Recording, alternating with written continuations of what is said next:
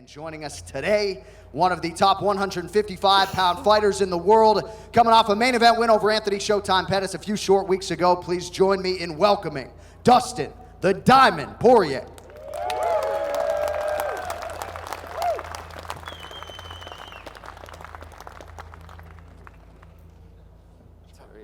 So I think when your name sounds Canadian, right? Like French Canadian, Poirier, they send you to Winnipeg or something like that. I don't know, but I'm glad to be here, man. It's good to be here. What's up, Winnipeg? All right, so good news. How many of you guys have tickets, by the way? Well, Dustin Poirier's got 7 pairs of tickets burning a hole in his pocket. So here's what we're gonna do. We have one microphone set up today. Dustin is all yours for the next 30 minutes. You can ask him anything you want. Nothing is off limits. He's gonna pick the best 2 questions. The most thoughtful 2 questions. He will give a pair of tickets to whoever asks that question. And then at the end of the Q&A, I have 5 trivia questions, many of them Winnipeg related. And everybody who answers a trivia question correctly will get a pair of tickets. If you know the answer to a trivia question, raise your hand. Dustin will call on you. Go to the microphone, answer, and the tickets are yours. All right, so with that, please feel free to line up. Sir, do you have a question for Dustin? I sure do. Dustin Poirier.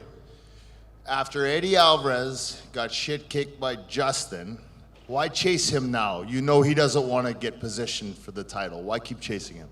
He's the only guy in the top 3, 4 that's available now. Everybody's tied up or waiting on Conor to come back. I'm trying to get a shot at gold, you know? The only way to do that is to beat the top guys. Sorry for the tough question being the first one. And you're right, Conor's fucked everything. And because I owe him an ass whipping, let's be honest here. True story, true story. What's up, Dustin? What's up, man? Great fight against Pettis. Thank you, I man. like your rap gift to Eddie Alvarez. Hey, they're waiting on him. So, what fight do you look forward to doing, hopefully? A rematch with Eddie to shut him up, or making it even with Conor McGregor lightweight? You know, rematches is something that's fun for me because, like I said, I owe Eddie Alvarez a whipping, and the same thing with Conor. But I'm not about the chasing rematch business. I'm about the chasing gold business. So whoever has the belt, that's who I want to fight, honestly. Thank you. Yes, sir. Thank you. All right, while we're waiting for the next brave soul, please don't be shy. I think we got someone coming down here. Eventually, I'm going to get Dustin's thoughts on this main event tomorrow night. My man, what do you got for Dustin Poirier? Hey, Poirier. What's going on? Been head rush, of course. Yeah, boy. So, Eddie Alvarez, I used to be a fan of that guy. And he seems to be ducking your rematch. We all seen you were giving him a whipping. Why you think he's ducking you? I think him and his team know it's a bad matchup for him. Really, that's it, you know. The guy's a multiple-time world champion, fought all over the world, fought the best guys in the world for the last 10 years. I used to be a fan of him as well. I still respect him as a fighter, but as a person and a fan, I'm no longer that, you know.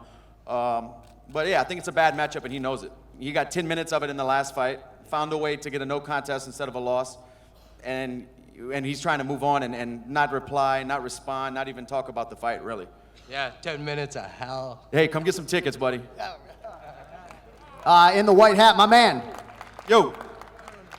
I was saying 10 minutes of hell, that's getting you a couple tickets. For not being an Eddie Alvarez fan, you get 2 tickets. What do you got, man? So, Dustin, I asked you this question on Twitter. If you could give advice to youth that are wanting to get out of a misguided lifestyle or wanting to start a dream to follow like yours, what would you give? You know, fighting has changed my life, man. I dedicated everything and focused into combat sports, and it's bettered my life, my family's life, and I would just tell them to find something they're really passionate about and believe in it 100%, and don't let anybody get in your way, and also you got to stay out of your own way, and just believe in it and chase those dreams, man. All right. Yeah. Thank you. Hey, come on get 2 down, tickets folks. as well. That's a good question, man. Yeah, I mean, he prepared, you know, I think. Yeah. All right, well, don't worry. We still got 5 pairs of tickets, so. First of all, Dustin, I just want to say thank you for coming up here to Winnipeg. It's an honor to watch you fight. Thanks, man. It's good to be here. Yeah, and you're originally from Louisiana. I believe you trained out of there to start with, and now you train in ATT. I just want to know what's the biggest challenge in transition to a new gym, whether it's the new culture and the different personalities and stuff, or is it more of the financial difficulty of uprooting and going spending some more time somewhere else? For me, the big challenge was leaving a team that in Louisiana that has helped me come from an amateur fighter to the WC to a contender in the UFC. You know, those guys put so much effort and time into me to just say, hey, I think you brought me as far as you can. I need to get out of here. That was tough to do to my coaches, and not only those guys, my coaches, they're my friends. But luckily, I had a good group of guys with me, and they understood and said that when he was in my place, younger in his career, he wished he would have done the same thing. So it was a mutual agreement. But then when you get to the other gym, then you have to, you know, people know who you are, but then you have to show them you are that guy. So a lot of people are going to try to test you and push you, and you have to, you know, make a name for yourself in a new gym. And that's fun, but a challenge as well. Thanks. Thank you. Yes, sir. What do you have? Hey man, huge fan. Thank you, bro. So who you eyeing on fighting next? Hopefully Eddie Alvarez, but we'll see. If he doesn't take the fight, I'd like to fight the winner of Khabib and Edson, but they might get a title shot. That's what I'm saying. The top of the division is pretty, it's at a standstill right now. Until Conor comes back or until Tony defends, something's got to happen. Yeah. So I don't have tickets. You think you can hook me up? Somebody get this guy some tickets. Can we do that? Can we do that? Thank you. Remix. What's up, what's up? Hey, what's up, Dustin? What's How you happening, doing, man? Welcome to Winnipeg. Good to be here, man. Where's the good poutine at? Oh, man, that's everywhere, brother. That's everywhere. I got a question for you, a pretty intellectual one, so hopefully you can answer this one for sure. Now that the UFC has USADA testing, and for fighters, even does this make it like more of an even playing field? Also for the elite fighters, now that the fights are not as exciting because everyone's being tested, what's your opinion? What do you mean the fights aren't as exciting? Well, a lot of guys that are being caught with, drugs and the rest of the stuff, like how are they, they're competitive, I don't really want to say it, but the competitive level is not there for them because they're not able to take these drugs anymore. So how do you feel about that? I think it's good. You know, it legitimizes the sport even more now. And I mean, I'm out there fighting guys, and we're trying to damage each other and get in and out of there.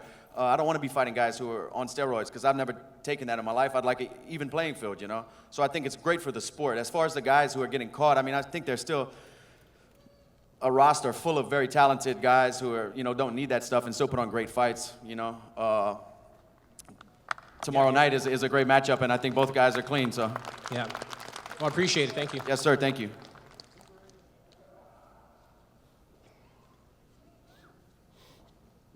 Hey, Dustin. Been a fan since the Fightline documentary, so thanks for making the trip out. Thanks, man. Obviously, we've seen you at featherweight in the past and now at lightweight. Obviously, your goal is the belt right now, but as you get older, does the weight cut become an issue? Or is 170 maybe in the future? You know, when I was cutting to 145, I was actually walking around heavier between fights because I think my metabolism was messed up. So I'm lighter now at 55 than I was when I was walking around for 145-pound fights. I think I'm going to stay at lightweight probably the rest of my career. You know, I don't even get past 180 not anymore. So the cut still sucks. Cutting 1 pound isn't fun, but it's doable, I think. Awesome. Thanks so much, Dustin. Thank you, man.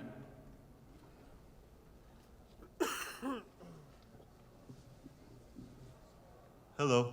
What's I'm up, man? Big fan. Just enough with the Alvarez questions. What do you prefer, Prince and the Revolution or the Time?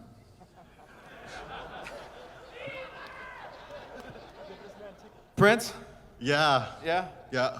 Okay. I have another question. Do you plan on fighting Conor McGregor in the future? Sure. Like I said, man, I'd love to avenge that loss, but I'm after gold, you know, and I don't get pay-per-view points without it. So it would be nice to get the gold and then fight him. That's the perfect scenario. Well, I hope you beat him if you do get the rematch. Yes, sir. Thank you. Hey, Dustin. Big fan. John, big fan too. Shout out to the Anik Florian podcast. Thank you, buddy. How about those Reebok pumps, though? I know there's a lot of us that have dealt with mental illness, depression before. I'm just wondering if you've ever dealt with any of that anytime after maybe you've lost a fight or anything, and just how you've dealt with that. Yeah, for sure, man. I'd be lying if I said I wasn't heartbroken and depressed after every fight I've lost in my career, and I've just stayed true to the course and went back to the gym and believed in myself, and it's always worked out. You just got to believe, man. Believe in yourself, and you can pull through anything. Thank you very much. Yes, sir. One more thing. I already got tickets, but if there's any way you guys could hook me up with like a tour around back, meet some fighters or something tomorrow, that would fucking make my dream come true. Get here early. Get here as early as you can. Hit me up on social media. We'll try to bring you down and at least introduce you to Daniel Cormier if we can do that, okay? Perfect. Thank you very much. Awesome, man. I'm gonna hear from like 20 people saying, I was the guy in the red Under Armour hat. I want to meet DC, you know? Big fan there, bud. What's up? Dustin, so who was your best fight in 2017, and what do we expect from you in 2018? The best fight was my last fight. I beat a former champion, finished him in the third round in a main event in Virginia. Right on, right and 2018, I'm going to fight for gold, and I'll be wearing it by the end of the year. I'm hoping the best. That's what's going to happen. I like the conviction, my man. If I don't believe it, who will? Hey, Dustin Poirier. Yeah! What's up, brother? Great ass whooping on Anthony Pettis. He had that one coming. I don't want to see you fight Conor McGregor. He's not going to defend that title. So I want you to kick either Nabib's ass or Edson. They go for Tony and bring that title, man. Yeah, boy. My man. All you, man. I appreciate it, brother. Grew up watching you in the WEC and the UFC. My man. And you look like a fucking beast at lightweight, man. Yeah. Win the title and give me some tickets. Yeah, you got it. Yeah. You got it. I was gonna say, if that doesn't get you 2 tickets, I don't know what we're looking for. Thanks, bro. Hey, Dustin, how you doing, buddy? Good. What's going on? Good. Awesome watching you on your ex-champ kick-ass tour. You got That's 2 in a row. Yeah, you got Alvarez. Fuck. A couple weeks ago, I asked you on Twitter for a follow, and bam, you did it immediately. That was fucking awesome. I wanted to ask you, since you had a daughter, since you had your baby, how has that changed life at home? And do you go away for camp? Do you do it at home? I live in Louisiana, but I go away for camp, but I bring my family with me, man. I mean, there's my anchor. I can't do 8 or 10-week training camp without my wife and daughter every day, you know. But as far as having a daughter has changed me, it's definitely taught me patience. But it kind of put fighting in perspective. I think I used to care too much and put so much into this. I felt like every interview, every fight was life or death, and now it's just fighting to me. My life is my daughter, and that's why I fight. So just taking a break from focusing all of my energy on this, it's helped me out a lot. I perform better by not putting not saying that I don't bust my ass every day, but my daughter is going to be there when I go home, and that makes fighting easy for me. Yeah, it makes everything work. Yeah, I'm raising 5 on my own. I feel you. Trust me. Wow, man. So another question I want to ask you. In 16 years, your daughter comes to you, wants to be a fighter. What's the answer? I mean, I can't stop her. Right. I'm gonna teach her how to punch, I guess. No doubt. And as a Louisiana boy, I just wondered how much of an influence Tim Crater was in your career. He still is. He was a huge influence. I still train with him every week. When I'm home, we train every Saturday. I have a private gym connected to his main training facility in Lafayette, Louisiana. So he's been a huge inspiration for me. You know, he's a guy who made it to the UFC out of a small town, and he kind of took me under his wing after he got off the Ultimate Fighter. Right. And then I ended up he had a management team he was signed to. I ended up signing with them, and I mean, my career is just, he's been in my corner for a lot of fights. Then, eh? Huh? Instrumental then. For sure, no doubt about it. Oh, one for John. Yes, sir. Who wins, Florian or Covington? Well, My man Ken Flo is right there, and if you think I'm gonna bet against Kenny Florian, there is no damn way. So Triangle time for Colby. yeah, the pick is Ken Flo by rear naked choke in round one. Okay. Thank you, Thank guys. you. Thanks, Dustin. Thanks, Appreciate man. it, buddy. Yep.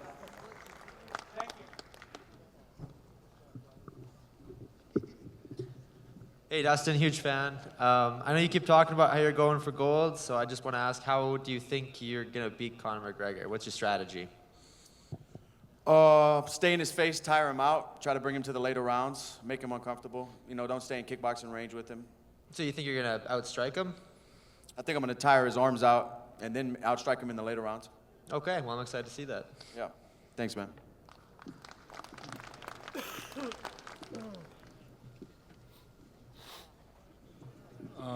All right, my name is Jacob. Me and my dad drove up here from Iowa, and I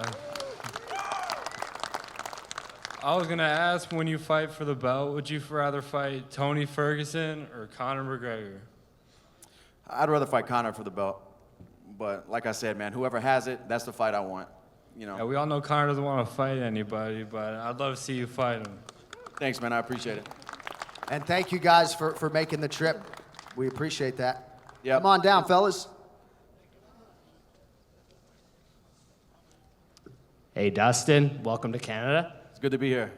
Hey, I'd love to hear a technical breakdown on how you think a rematch between yourself and Eddie Alvarez would go if you're both wearing skates and hockey pads and it takes place on ice.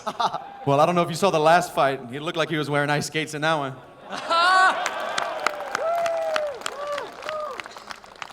Thanks. Yeah.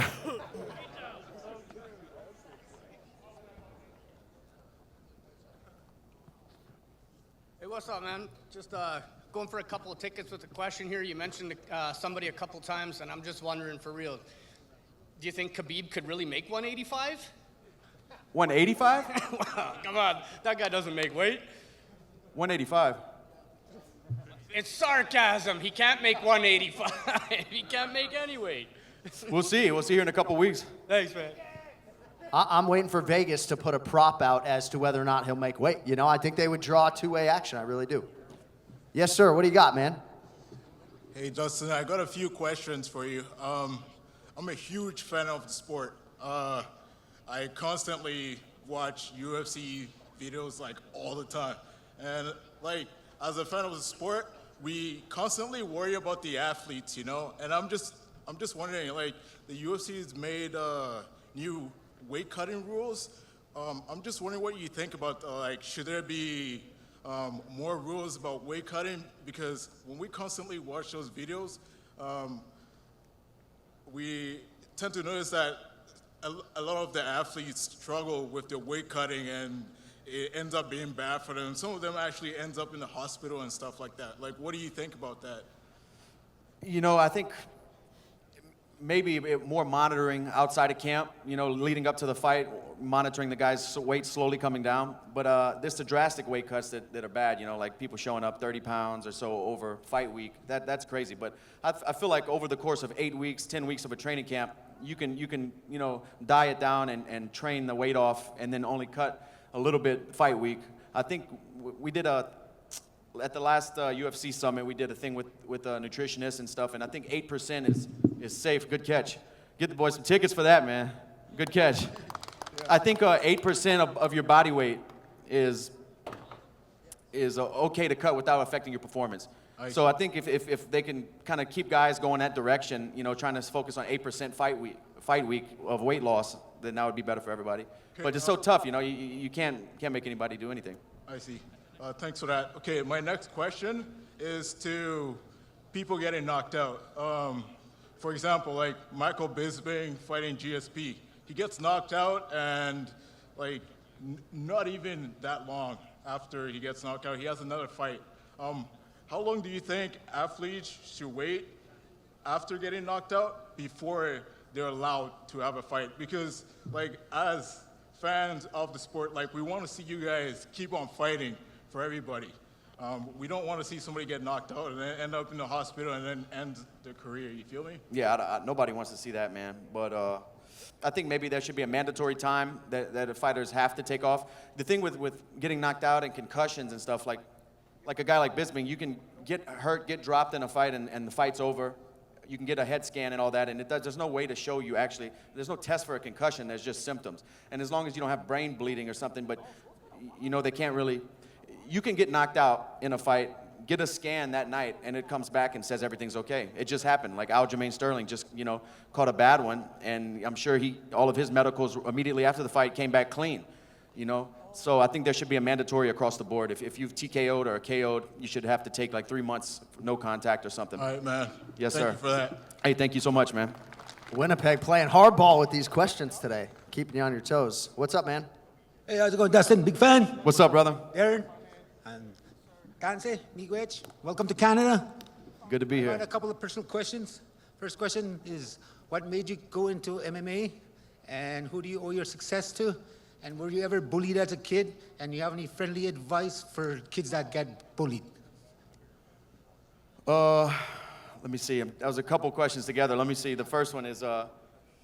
What made you get into MMA? I love combat sports. I've been watching, the UFC with my father and stuff since Ken Shamrock was wearing tights, and I'm a huge boxing fan. I actually got into combat sports because I wanted to be a boxer, and I went to a local boxing gym in Louisiana, and there were guys training MMA there, and I was like, I didn't even know people were doing this around here, and I started working with those guys, and started fighting amateur, started doing jiu-jitsu, and then turned pro eventually.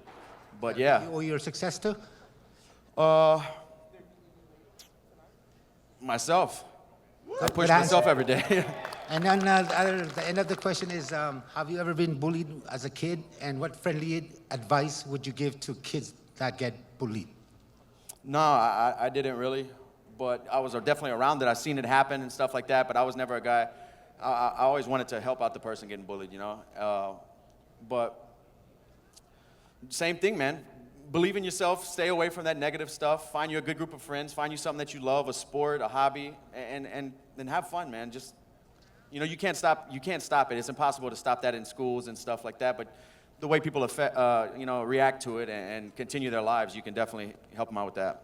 Thank you very much. Thank you, man. Thank you. I don't tickets.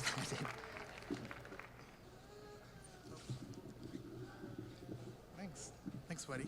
Hi. What's going on? Winnipeg, yeah. What is your life motto? Like, What's- is there like a motto that motivates you when you train and stuff?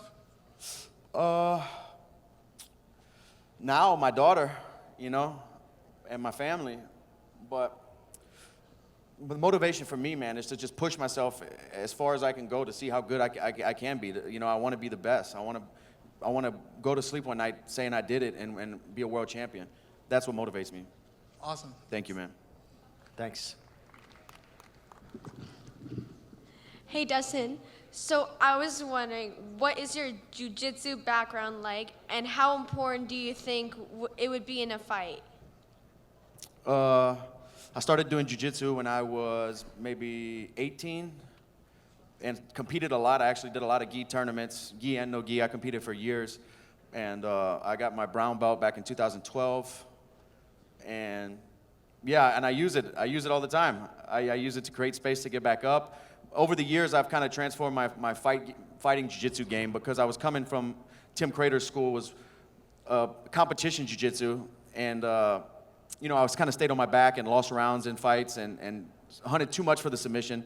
Then I moved to American Top Team and kind of used my jiu-jitsu to create space and find openings to win the fight. So it's been an evolution of jiu-jitsu for me. Thank you. Thanks. Thank you. Dustin Poirier. What's up, man? I just got a two-piece question for you. Like, I know I watched you this summer. You had awesome. I feel like you made Eddie Alvarez tap out with that fight. I also feel like you made Pettis tap out with that last fight. And I just wanted to know, like, how do you feel taking out two legends of the sport, and how do you see yourself next year? Who do you see yourself fighting? Like, either Tony Ferguson or is whoever has the belt? Like, yeah, man, it feels good. Two champions. Like you said, I feel like I did break both those guys. Yeah. For sure. Woo! for sure. And next year, I mean, I'm gonna fight for gold next year. There's no doubt about it. But I don't know who's. Man, this sport is so crazy. Somebody you never heard of might be, fighting for the belt. I might be fighting somebody you never heard of for the belt. Stuff happens so quick, and stuff changes hands so quick in this sport. We'll see. For sure. Thanks, man. Thanks, man. Thank you. All right, we're going to take 4 more questions, and then we'll get to these 5 trivia questions on the way out. Yes, dear. Hello. I was going to ask you if you're single, but you already told it. I was ready to divorce my husband. Anyways, are you going to break... I couldn't even get his name up. Lawler. He's very attractive. I know it's hard. Yes. What was that? I didn't get the question. Are you going to break Robbie Lawler tomorrow? Am I gonna what? Break him. Break him. Break him? Yes. No, that's my buddy. He's a good friend of mine. I'll be cheering for him. I'll be in the front row. Okay. Thank you. Dustin's wife's in the building. She's coming for you. I'd be careful. Hey Dustin, my name's Conor. I wrestle, I box, and my dream's to make it to the UFC. What advice would you give me and other kids how to get there? You're already on your way, man. You're already doing the work. Stay consistent. Consistency, man. And like I said over and over today, dude, believe in yourself. Stay out of your own way. Don't let anybody tell you can't. Push yourself to the limits and chase it with all your might. Thank you. And also, who do you think, besides you, is the best fighter in your weight class? Tony Ferguson has the belt right now, I got to say him. He's proved it. He's on an 11-fight win streak, I believe. He has the belt. So Tony Ferguson's probably one of the best guys in the division. He's proved. I mean, anybody who has the belt is. So. Thank you. Thanks, man. Thanks. All right. Yes, we do. Yeah. Hey, Dustin. Welcome to Winnipeg. What's up, man? I got 2 questions. One's very general, and the other one's very specific, but I'll go at it. I'm going to try for tickets here. Who wins the battle of the internet? Internet providers or internet users? Users. Of course. Users. Yeah. Okay. Who they gonna sell it to? I'm hoping for the tickets here. Fight of the year, to 2017. Who was your most favorite fight? And mine was TJ and Cody. Great card, but TJ and Cody stands out the most. Let's not forget about Medeiros Oliveira, man. That was insane. Yeah. That was insane. All right. Thanks, man. Thank you. We got 2 tickets for that guy or what? Yeah, 2 tickets. Come on. Right? What? All right, final question before we get to the trivia. What's up, man? Hello. Welcome to Winnipeg. What's up, man? Good to be here. This is a basic question, but what inspired you to become an MMA fighter?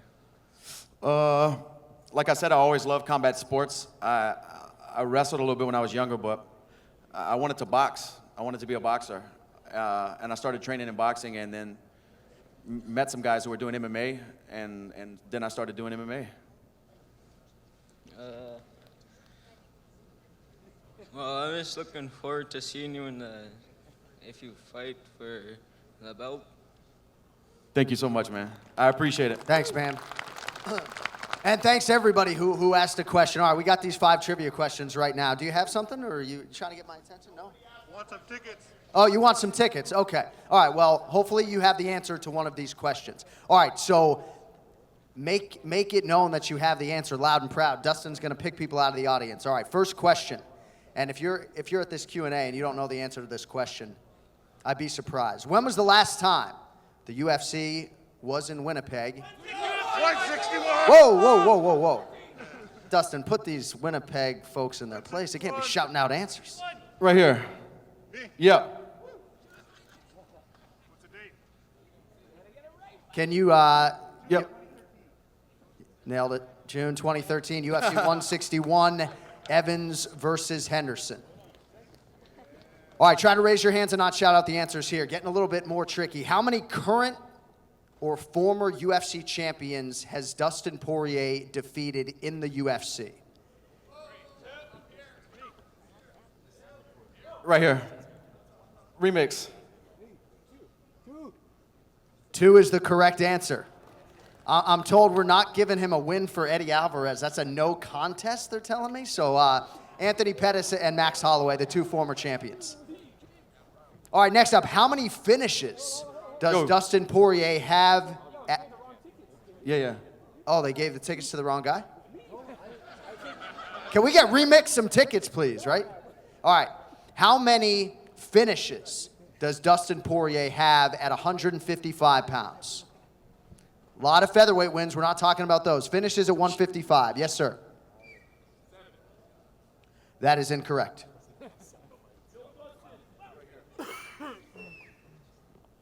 That is also not correct. Yeah. 4 is correct. Carlos Diego Fajeda, Yancy Medeiros, Bobby Green, Anthony Pettis. All right, next question. At what event did Robbie Lawler become a UFC champion and against who?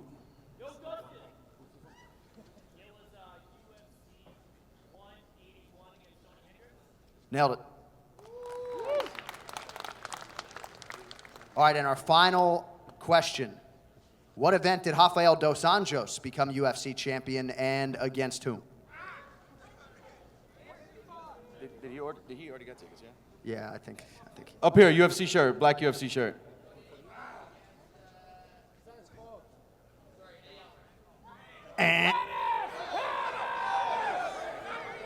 Black shirt right here. That's you, man. Yep, right here. That is also not Red correct. shirt. There it is. Yeah. Come on down, young man. All right, you guys have been absolutely outstanding. Thank you all for coming out. One final time, can we please have a hand for the man of the hour, UFC lightweight contender, Dustin Poirier.